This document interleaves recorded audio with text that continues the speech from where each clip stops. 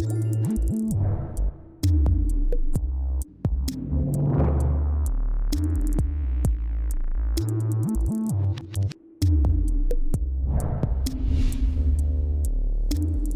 sou Alan, eu sou um dos fundadores e diretor de engenharia da Inloco.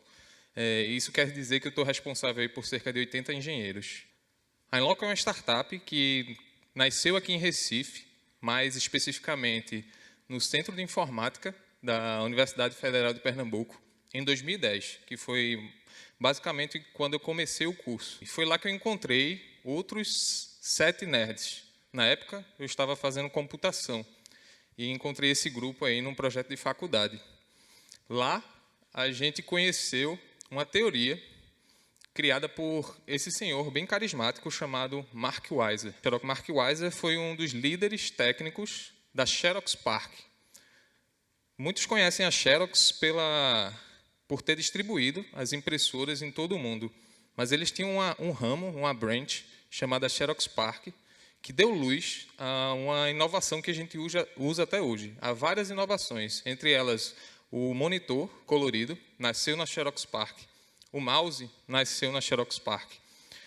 Conta a história que Steve Jobs foi lá poder assistir o que eles estavam fazendo para poder roubar algumas ideias. Mark Weiser criou uma teoria. Ele separou a computação em 3 grandes eras. A primeira era, a era dos mainframes, um computador compartilhado por várias pessoas. É a era em que aqui a IBM se deu muito bem. A segunda era, a era dos computadores pessoais. Uma pessoa agora tem 1 ou 2 computadores, é a era que a gente está vivendo agora. A gente tem um celular, um notebook e um tablet.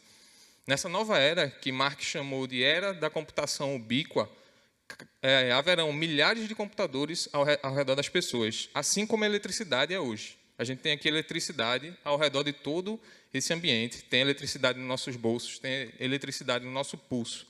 A mesma coisa vai acontecer com computação. A gente vai chegar num momento em que todas as interações humanas vão ser mediadas por um computador, desde a cadeira em que vocês estão sentados até o ar-condicionado. E nesse momento, a computação irá parar de ser tão proativa e será mais reativa. Hoje, a gente pergunta para o computador. A gente vai lá e busca. Eu quero comprar um smartphone. Eu vou e faço uma busca.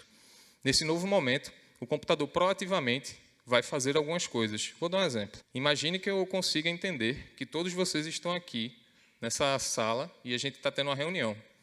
E automaticamente eu poderia deixar todos os celulares desligados ou no silencioso, sem ninguém mexer. Se o ar-condicionado tivesse computação, automaticamente eu poderia ajustar a temperatura para a quantidade de pessoas que há aqui. Embebido por essa ideia, meio que baseado nela, a gente pensou, como é que a gente pode tornar isso real? Como é que a gente pode colocar isso na prática? E a gente percebeu que contexto importa muito nessa nova era. E que localização é uma forma de entender o contexto dos usuários. E foi então que a gente começou a brincar um pouco com o GPS. E a gente percebeu que, para esse tipo de aplicação, o GPS era uma tecnologia que não funcionava. Por quê? Ele tem um erro de cerca de 30 metros. Imagine eu dizer que você está num restaurante e errar por 30 metros e você está numa loja de sapato. São 2 contextos bem diferentes. Um você quer almoçar ou jantar e no outro você quer fazer uma compra. E foi então que, ainda na faculdade, a gente criou uma tecnologia que é 30 vezes mais precisa que o GPS, com a precisão aí de 2 a 3 metros, que em 2014 viria a ser aí classificada como uma das tecnologias mais precisas do mercado. Bonito, a gente criou uma tecnologia, estamos na faculdade, decidimos então empreender. E aí a gente precisava de um escritório, de um lugar para trabalhar. Como todo estudante, a gente não tinha dinheiro. Esse daí foi o nosso primeiro escritório. Essa é a casa onde eu morava até 6 meses atrás. A gente tirou a cama do meu quarto para a gente poder trabalhar. Eu ficava bem próximo da Federal, a pedido do meu pai, para que eu pudesse estudar. Começamos a empreender dentro do meu quarto e a gente percebeu que a gente precisava ir para o mercado, testar essa ideia, saber se ela era válida para o mercado. E começamos a participar de vários concursos de startup.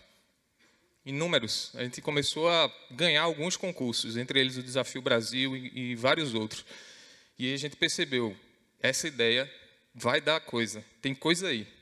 E como toda ideia, a gente precisa botar ela em prática. E para botar uma ideia em prática, a gente precisa de investimento.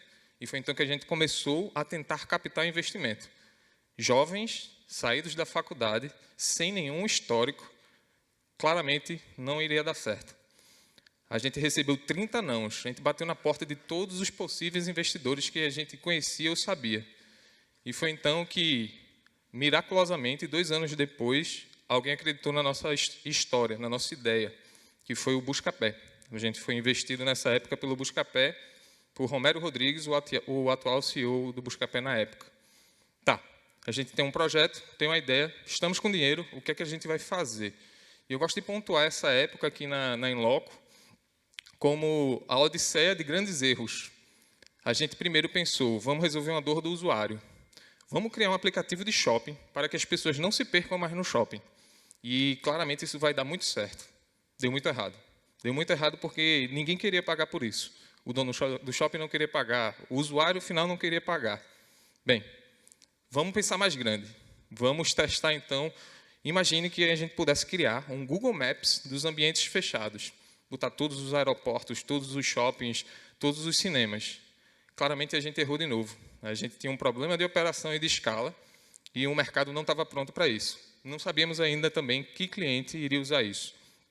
E foi então que a gente viveu uma crise em 2014.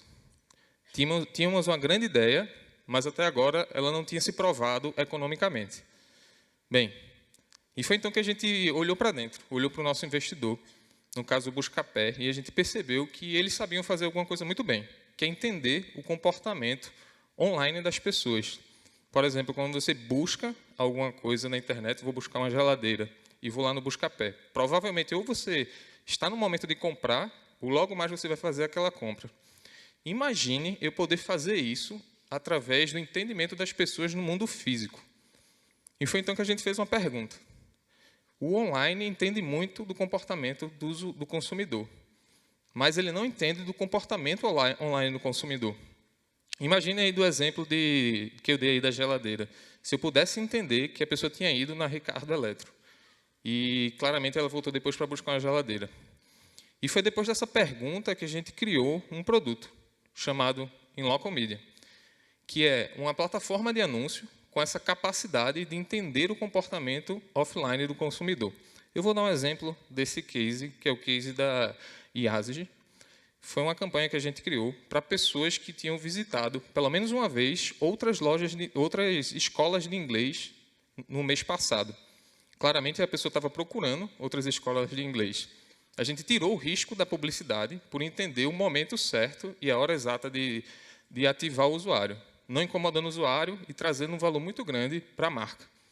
Esse é um produto único. Não existe isso no mundo. Uma capacidade de interagir com o consumidor dentro de uma loja e a capacidade de mensurar o impacto da publicidade no mundo físico. E foi então que a gente começou a crescer. Já temos hoje uma carteira de mais de 300 clientes. Fomos escolhidos como uma das startups mais inovadoras da América Latina. E para comportar tanto crescimento, a gente teve que criar uma nação.